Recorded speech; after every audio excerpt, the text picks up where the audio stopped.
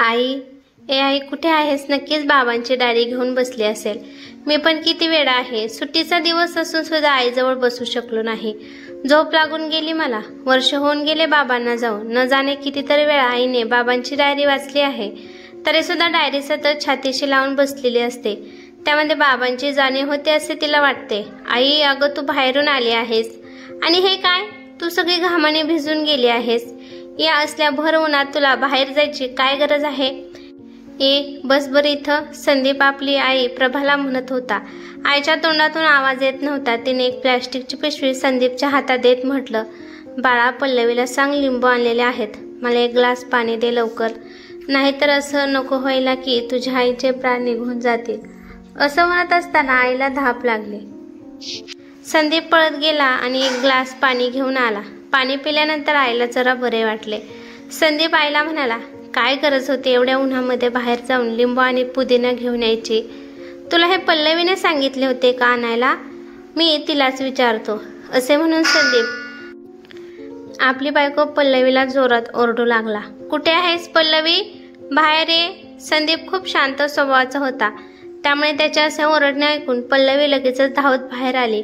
सासूची अशी हालत पाहून तिचे सगळे लक्षात आले व ती लगेच म्हणाली, अहो आई, मी तर तुम्हाला सांगितले होते की संदीप आल्यानंतर ते लिंबू आणतील, पण तुम्ही माझे काही ऐकत नाही. आणि एखाद्या दिवस लिंबू पाणी नसले तरी काय होत नसते आई. आणि आता संदीपकडे पाहून ती म्हणाली, हां सांगा बरं, का बोलवले होते तुम्ही मला? तेव्हा संदीप म्हणाला, तू आईला लिंबू आणि पुदिना आणायला सांगितले नव्हतेस का? आई आपल्या मर्जीने बाहेर गेली होती का? तेवढ्यात खोलीतून पल्लवीची आई मीनाताई बाहेर आल्या आणि म्हणाल्या, जावई बापू, घरात मुंगी जरी आजारी पडली तरी त्याचा दोष तुम्ही माझ्या मुलीलाच देणार का? तुमच्या आईलाच इच्छा होती लिंबू पाणी पिण्याची. आम्ही तर जाऊ नका म्हटलं होतं, त्यांनी आमचं काही ऐकलं नाही व स्वतःच निघून गेल्या. असे म्हणून दोघी मायले की एकमेकींना डोळ्याच्या नजरेने खुणवू लागल्या. संदीपने मोठ्या प्रेमाने आईला समजावले की, आई, तुला लिंबू पाणी पिण्याची इतकी काय जरूरत होती? तुला एवढीच इच्छा होती तर संध्याकाळपर्यंत थांबायचं होतं. तू पण ना लहान मुलांसारखी हट्ट करतेस बघ.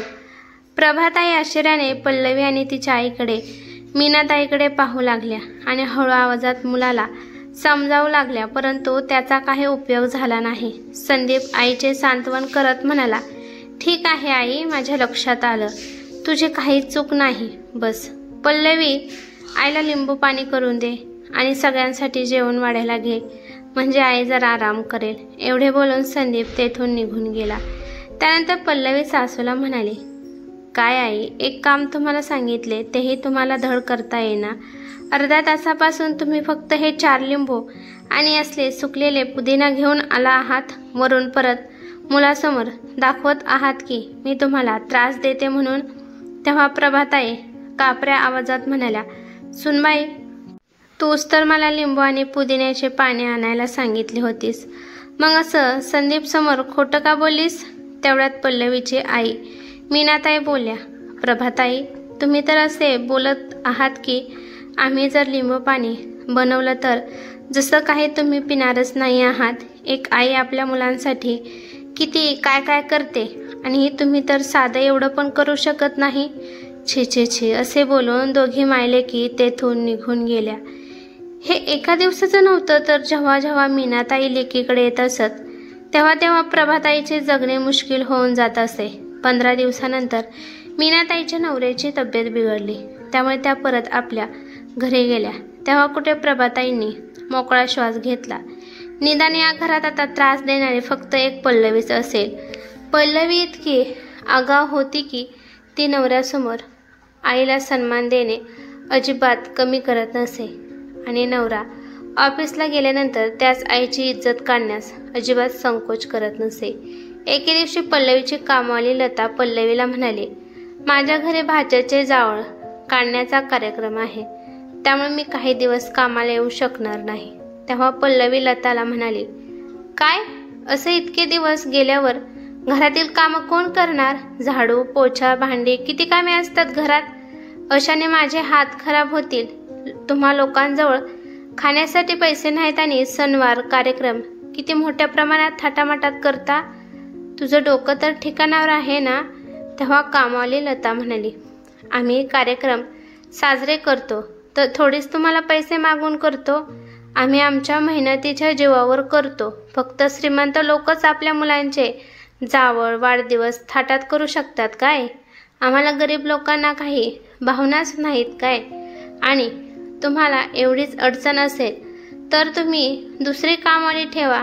मी उद्यापासून येणारच नाही. एवढं बोलून लताने राहिलेले काम पूर्ण केले. पल्लवी रागाने आपल्या खोलीत निघून गेली.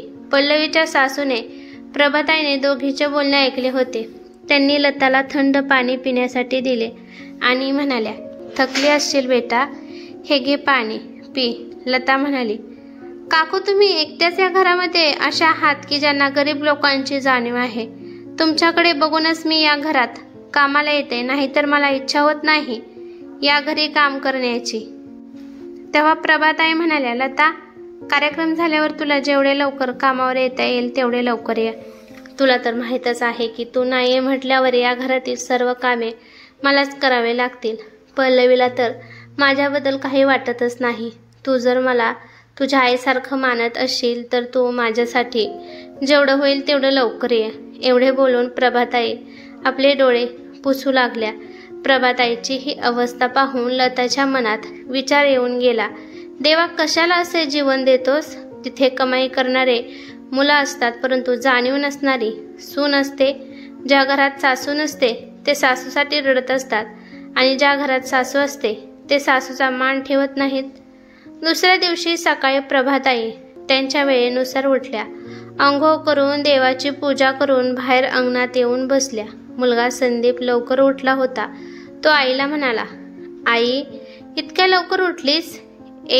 तू बघ कशी आहेस आणि तुझी सून बघ कशी आहे. बरं ठीक आहे, मी मॉर्निंग वॉक करून येतो. थोड्याच वेळात पल्लवी उठून बाहेर आली आणि म्हणाली, आई तुम्ही इथे बसला आहात?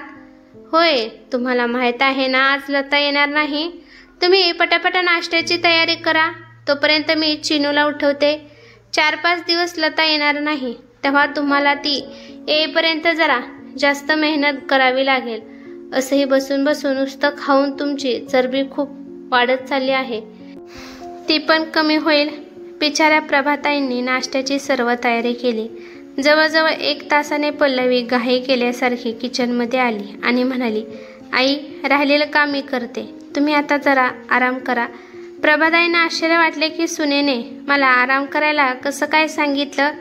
किचनमधून बाहेर येताना त्यांना दिसले की संदीप घरी यायला लागलेला आहे.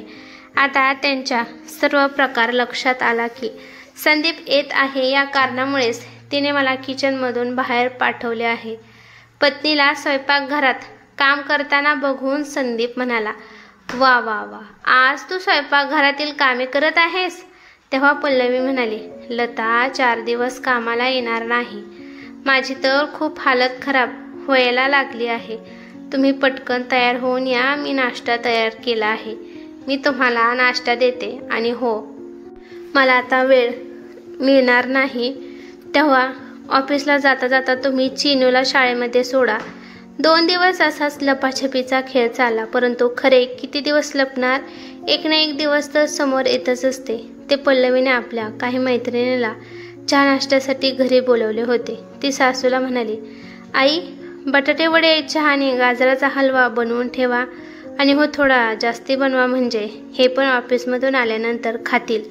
प्रभाताई म्हणाल्या, पल्लवी, अगं माझी तब्येत ठीक नाही आहे, मला बनवणे जमणार नाही.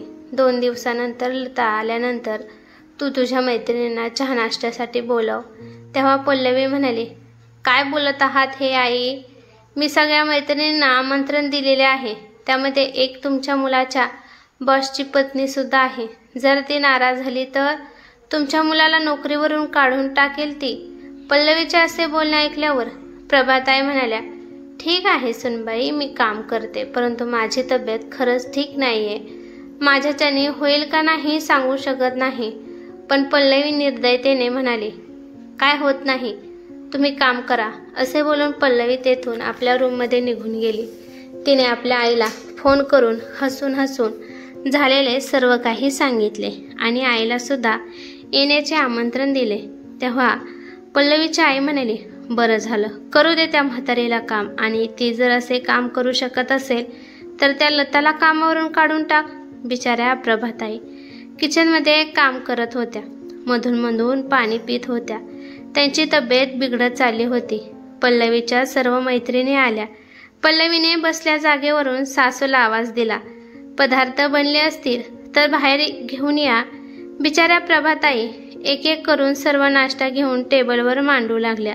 तेवढ्यात पल्लवीची एक मैत्रीण म्हणाली, अगं पल्लवी, एवढी म्हातारी कामवाली बाई का ठेवली आहेस? जरा तरुण ठेव, म्हणजे ती पटापटा काम करेल. हे ऐकून सर्व मैत्रिणी हसू लागल्या. प्रभाताई पल्लवीच्या तोंडाकडे पाहू लागल्या. पल्लवी म्हणाली, अरे आजकाल चांगल्या कामवाल्या मिळतात तरी कुठे, आणि तुम्ही असे काय बोलत आहात? ही माझी कामवाली नाही तर माझ्या सासूबाई आहेत. मग दुसरी मैत्रीण म्हणाली, असं होय, तर मग तू तुझी सासू बदल. असे म्हणून सर्व मैत्रिणी जोर जोरात हसू लागल्या. परंतु कोणाचेच लक्ष नव्हते की दरवाजात तर संदीप उभा होता आणि हे सर्व तो ऐकत होता. प्रभाताईच्या लक्षात आले तेव्हा त्या हळू आवाजात म्हणाल्या, पल्लवी तिकडे बघ. संदीप बघ. पल्लवी म्हणाली, आई मुलाचे नाव घेऊन मला घाबरू नका, आणि असेही त्यांना यायला अजून खूप वेळ आहे.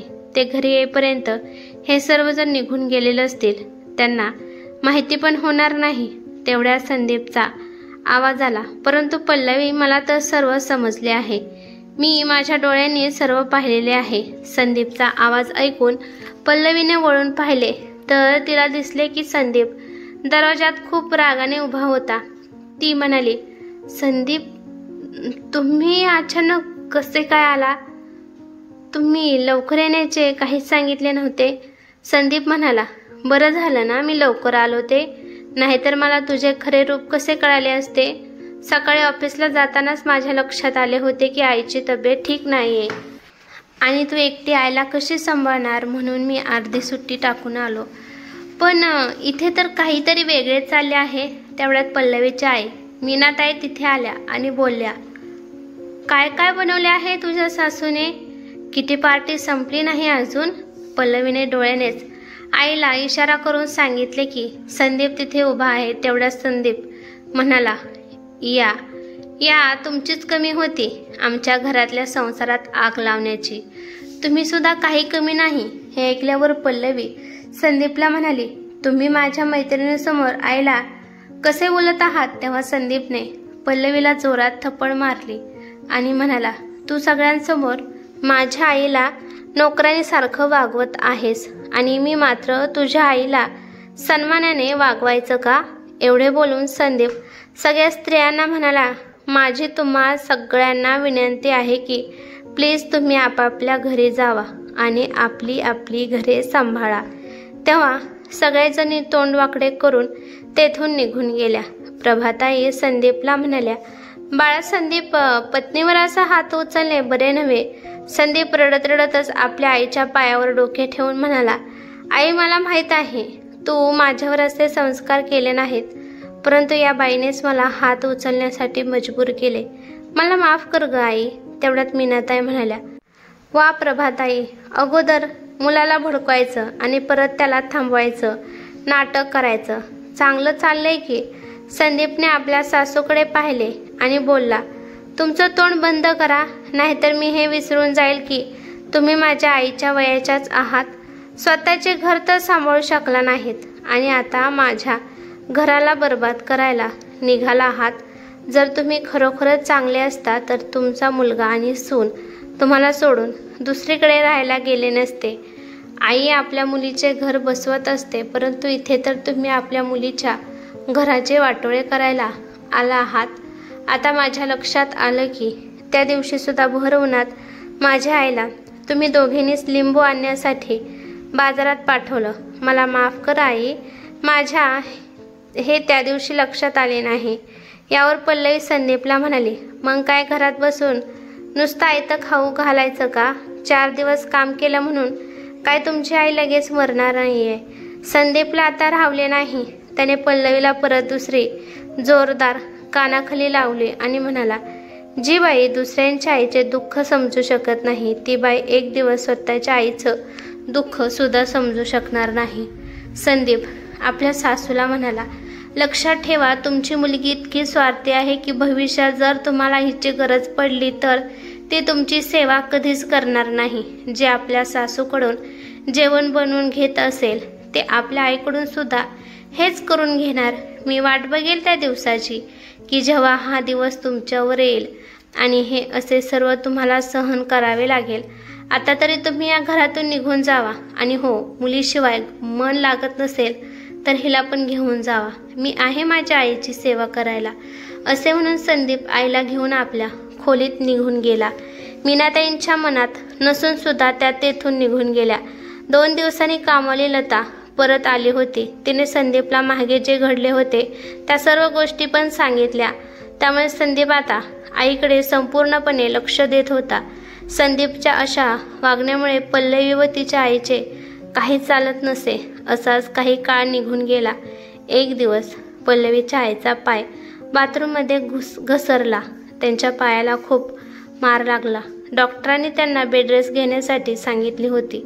म्हणून त्यांनी मुलीला फोन केला आणि सांगितले की पल्लवी, माझा पाय मोडला आहे, मला बाथरूमपर्यंत पण जाता येत नाही आहे आणि तुझ्या बाबांना काही करणे शक्य होत नाही. तो काही दिवस इकडे राहायला ये. तेव्हा पल्लवी म्हणाली, आई, मी आजपर्यंत माझ्या मुलांची सूची पॅन्टसुद्धा कधी साफ केली नाही. ते सर्व माझ्या सासूबाईच करत होत्या. त्यामुळे मी आता तुझे कसे काय करू शकेल. तू तुझ्या सुनेला बोलवून घे, नाहीतर एखादी कामवाली ठेव. माझ्याकडून या सर्वाची अपेक्षा अजिबात करू नकोस. पल्लवीचे असे बोलणे ऐकल्यावर मीनाताईला जावयाचे शब्द आठवले. त्या पल्लवीला म्हणाल्या, हे देवा, माझे जावई योग्य तेच बोलले होते. तू खरंच खूप स्वार्थी आहेस. मी मात्र त्यांच्या आईविरुद्ध तुला साथ देत होते. जी बाई दुसऱ्यांच्या आईचे दुःख समजू शकत नाही ती स्वतःच्या आईचे सुद्धा दुःख समजू शकत नाही. लक्षात ठेव पल्लवी, जसे कर्म केलेले असते ते सर्व भोगावेच लागते. जसं मी आज भोगत आहे, उद्या तुला पण सून येईल आणि तुझ्याबरोबर पण हेच घडेल. असे म्हणून दुःखी मनाने मीनाताईने फोन ठेवला. संदीपने सर्व बोलणे ऐकले होते. तो पल्लवीला म्हणाला, जे झाले ते झाले, परंतु जर तू माझ्या आईशी वाईट वागलीस तर मी तुला घटस्फोट देऊन टाकेल. आणि हो, लक्षात ठेव, आता तर तुझी आई सुद्धा तुझ्यासोबत नाहीये. ती आता तुला तिच्या घरात आधार देणार नाही. जर या घरात तुला शांततेने राहायचं असेल तर तुला तुझ्या सासूचा सन्मान ठेवावाच लागेल आणि मुलांना चांगले संस्कार दे, म्हणजे तुझ्या बाबतीत हे सर्व घडणार नाही. त्यानंतर मात्र पल्लवीची कधीच हिंमत झाली नाही आईला मोठ्या आवाजात बोलण्याची. तर कशी वाटली कथा मित्रांनो? आवडली असेल तर लाईक करा, नवीन असाल तर सबस्क्राईब करायला विसरू नका. धन्यवाद.